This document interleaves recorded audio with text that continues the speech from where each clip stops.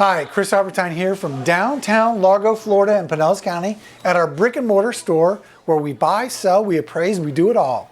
At this point, a lot of people ask me about military items, swords, daggers, patches, buttons, but let's talk about Japanese swords. Are Japanese swords worth anything? So again, does everybody familiar with the Japanese swords, like the samurai swords back in the day, where they'd walk around and this theory is if you looked them in the eyes, they would pop out their sword and cut your head off. I don't know if that's true or not, but it sounds pretty gruesome if it is. But these swords were very sharp and very capable of cutting your head off. That's how they were magnificent things of beauty when they were made. They were folded thousands of times. It was very much a ceremony when they made these. And they've been making them for at least 1,000 years that I know of. So many of the swords that we're talking about have come back from World War II. Your uncle, well, not your uncle, I guess your great uncle at this point, and your grandfather came back and he had some swords and put them in his closet. Now you found them. What do you do with them? Well, Japanese swords that are handmade are very valuable, and they all go on, I would say very valuable. They used to be extremely valuable, but a typical Japanese sword, remember March 2019, for handmade, 500 to maybe 5,000. Most of them being in the $500 to $1,000 range. But what would catapult my sword to being worth more? Well, number one, just as in with anything, this is a great video because it goes along with a lot of the different things in military items. Condition is always important. And also, is it in polish? I mean, when you look at these blades, are they immaculate or are they rusted or pitted? If they're rusted or pitted, they're not going to be worth very much at all. Then we're talking like 50 to 150. And if it's a dagger, probably even less than that. In the Japanese culture, these swords are very important, but they're very important when they're intact. And what that means by intact is they have to have a temper line. And if everybody's been watching TV and watching how they do these knife makings recently on the History Channel, great show. I can't mention it, but it's a great show. They show you how you take it, you heat the metal up, you put clay on it, and you quench it. And what you do is you create a hard part of the blade and a soft part of the blade. What that does is the hard part of the blade allows the blade to be polished extremely sharp, and the soft part gives it some give. So like when you hit it real hard against something, it's not going to break or shatter. If it was completely tempered, it would shatter on impact, and that wouldn't be any good.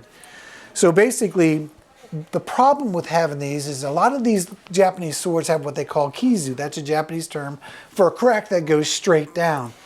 So when you're looking at a Japanese sword, if it's pitted, out of polish, no temper line, possibly has a kizu in it, you're talking about a blade that might be worth $50 to $150. However, there are a lot better swords than that. The maker is very important. Now again, just like any antique, if the sword's out of polish, ruined, could be the best maker in the world, it's not going to be worth anything. It has to be functional as a sword. It has to be able to cut something without breaking.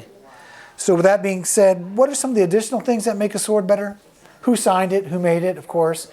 And swords, I've actually had Japanese swords that are 300, 400, 500 years old. Yes, 500-year-old swords that are still in existence today. It sounds mind-boggling, but it's true. The length of the sword. Now, the Japanese were pretty much generally shorter people in general. There are tall Japanese. I'm not saying there's not, but Japanese, what that meant is a lot of the Japanese swords, or the majority, are under 29 inches because they had to be a certain length to hit the where they should hang for the person that was carrying it. So today, in today's market, especially for Westerners, the longer the sword, the better. If you have a 28 to 32 inch sword, that is something that may have some value. Also, these swords come what they call in mountings. Like they come with a scabbard, a tsuba, which is the sword guard. They have the hilt, which is something on the hilt. They have a minuki, which is the decoration on it. And so what it is when your swords all put together, it's a symbol of who you are, your family lineage. Sometimes they have family crests on them. All of these things add to making a sword much better. Sometimes you pull the sword out and it's got a design on the blade. Sometimes that's good. But also, other times, it meant that they were covering a flaw in the blade. Also, in today's world, if you think you have something that's really rare, you have to get paperwork on it. You have to get it authenticated. You have to get it in polish.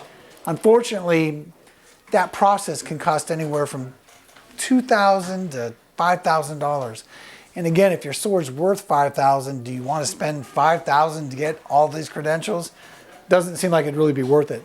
So your best bet is, if you do have any questions and you want to know something about your sword, send some pictures to us, because there's man-made blades out there. There's some that were partially made. Again, if you want to know the value of your sword, especially your Japanese swords, even if you want to know the history of it, I may not be able to tell you exactly everything, but I can definitely tell you a very good idea of who made it, where it's from, and an approximate value. Send me some emails, send me some pictures, let me know. Thanks for watching. Take care, guys.